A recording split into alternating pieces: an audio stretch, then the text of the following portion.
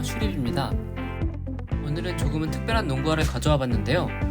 바로 안타의 카이원 치프헤일라입니다.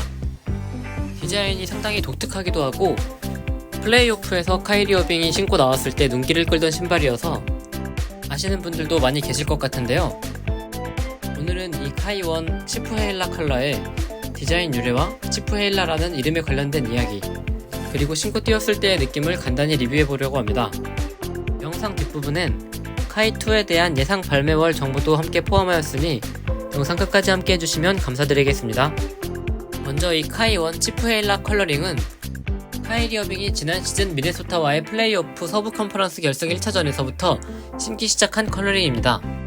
이 신발을 신고 보스턴 셀틱스와의 파이널 무대까지 올랐지만 결국 우승은 하지 못하였습니다. 하지만 신발 뒷부분에 태슬 장식이 달린 이 신발은 상당한 눈길을 끌었었고, 비록 우승은 하지 못하였지만 카이리 어빙도 자신의 가치를 충분히 증명한 시즌이었다고 생각합니다. 북미 발매가 기준으로는 $125에 발매되었으며 모자와 양말이 포함된 스페셜 패키지 버전은 $265에 판매했습니다. 일반판의 경우 플랫폼에서 약간 더 비싸게 팔리는 모습을 볼 수가 있었습니다. 그럼 과연 이 신발이 프리미엄이 붙을 정도로 가치가 있는 신발인지 지금부터 함께 알아보도록 하겠습니다. 먼저 디자인 이야기를 해보려고 하는데요. 제가 이 신발을 궁극의 카일이라고 부른 데에는 이 신발은 카이리 어빙의 아이덴티티 그 자체를 담고 있기 때문입니다. 선수의 첫 번째 시그니처 슈즈를 만들 때는 그 선수가 요구하는 퍼포먼스적인 특성뿐만 아니라 그 선수의 아이덴티티와 스토리도 담고 있는 경우가 상당히 많은데요. 아메리칸 인디언들이 신던 모카신에서 영감받은 이 디자인은 아메리칸 네이티브 혈통이었던 어머니의 유산을 중요시 여기는 카이리 어빙의 태생적 뿌리가 반영된 디자인입니다. 치프헤일라는 라코타 부족의 언어로 작은 산이란 뜻이며 카이리 어빙이 2018년도에 정식으로 부여받은 이름입니다. 전에 올렸던 컨텐츠에서도 다룬 적이 있지만 똑같이 모카신에서 영감받은 비즈빔사의 FBT가 연상되기도 합니다. 한 선수의 스토리가 녹아져 있는 특별한 디자인과 최신 기술이 결합됐다는 점이 이 신발의 가장 큰 매력이라고 생각하는데요. 퍼포먼스적인 부분도 카이리 어빙이라는 희대의 테크니션이 가장 중요한 무대에서 착용했다는 점에서 어느 정도 검증된 신발이 아닌가라는 생각도 해봤습니다. 퍼포먼스에 대한 리뷰는 워낙 많은 분들이 해주셨었는데요. 레딧의 레포트 카드 기준으로는 83점의 B, 웨어 테스터에선 9점과 함께 재질 특성상 발에 익숙해지는데 시간이 필요하지만 최고의 가성비 모델이라고 극찬한 바가 있습니다.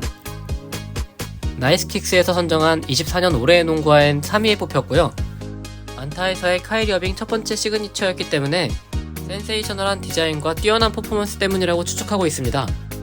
이 신발의 무게는 270 사이즈 기준으로 419g이며 로우컷 치고는 약간 무거운 편입니다. 그만큼 확실히 가볍고 경쾌한 느낌은 덜한 신발입니다.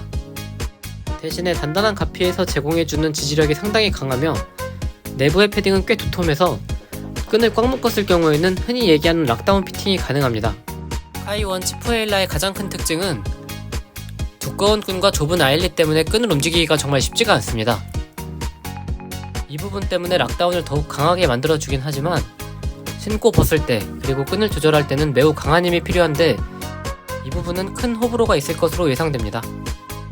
이러한 강한 지지력과 베이스가 넓고 아웃솔이 플랫하기 때문에 사이드로 정말 강하게 움직였을 때도 신발을 믿고 움직일 정도의 안정감을 제공하는 농구화입니다.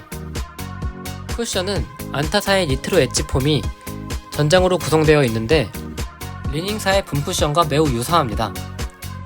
질감이라든지 특징이 감마의 부민솔에서 볼 수 있었던 돌기 같은 패턴도 동일하고 눌러봤을 때의 강도도 매우 유사합니다. 쿠셔닝은 꽤 잘 느껴지는 편이며 통통 튀는 느낌까진 아니지만 적당한 충격 흡수와 꽤나 기분 좋은 반발력을 제공하는데 상대적으로 쿠션이 얇은 앞쪽보다는 뒤쪽에서 더 크게 느껴집니다. 아웃솔을 만져봤을 때는 느낌이 상당히 거칠고 마찰력이 있는 재질이며 앞서 얘기한 대로 베이스가 넓고 나이키에서 발매했던 카이리 시리즈에 비해서는 상당히 플랫한 구성으로 되어 있기 때문에 매우 안정적이며 강한 접지력을 제공하고 있습니다. 그냥 손으로 만져봐도 마찰력이 느껴지는 재질인데 이 재질 특성상 내구성이 그리 좋지 못하다고 합니다. 그래서 아웃도어보다는 인도어에서 신으시는 걸 추천드립니다. 고가이기도 하지만 흔히 명기로 알려져 있는 로우컷 끝판왕인 코비 시리즈나 안마에서 느꼈었던 과는 완전히 다른 신발로 가벼운 무게나 경쾌함보다는 강한 지지력과 접지력을 선호하시는 분들께 추천드리고 싶습니다. 개인적으로 이 신발을 구매한 이유는 퍼포먼스보다는 이 신발의 디자인과 의미, 그리고 카이리 어빙의 인상 깊었던 플레이오프 활약 때문에 구매했는데요. 보면 볼수록 매력있는 농구화가 아닌가 싶습니다. 그리고 이 신발을 보셨을 때 가장 궁금해하실 것 같은 부분 중 하나인데, 뒷부분의 태슬 장식 같은 경우에는 신고 뛰다 보면 찰랑거리는 게 약간 느껴집니다. 그래서 예민한 사람이라면 살짝 이질감이 있을 것 같은데요. 참고하시면 좋을 것 같습니다. 시프 헤일라라는 이름에서부터 알 수 있듯이 카이리 어빙에 있어서도 분명히 의미 있는 신발이라고 생각이 듭니다. 카이리 어빙의 팬이거나 평범한 카이1보다 더 특별한 카이1을 원하신다면 추천드립니다. 최근 카이리 어빙은 카이2로 보여주는 블랙아웃의 안타 농구화를 신은 적이 있는데, 안타는 매년 비슷한 시기에 시리즈를 발매하는 특징이 있기 때문에 현재 10번째 시리즈까지 발매한 클레이 탐슨의 시그니처가 그려왔다고 합니다. 카이1이 24년 3월에 최초 발매했었고, 정확히 1년이 되는 25년 3월이 카이2의 예상 발매월이라고 합니다. 카이1을 좋게 신으셨던 분들이나 카이리 어빙의 팬분들이라면 그 시기에 관심을 가지시면 좋을 것 같습니다.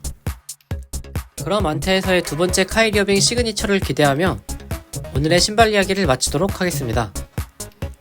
시청해주셔서 감사드리며 다음에 더 재밌는 신발 이야기로 찾아뵙도록 하겠습니다. 감사합니다.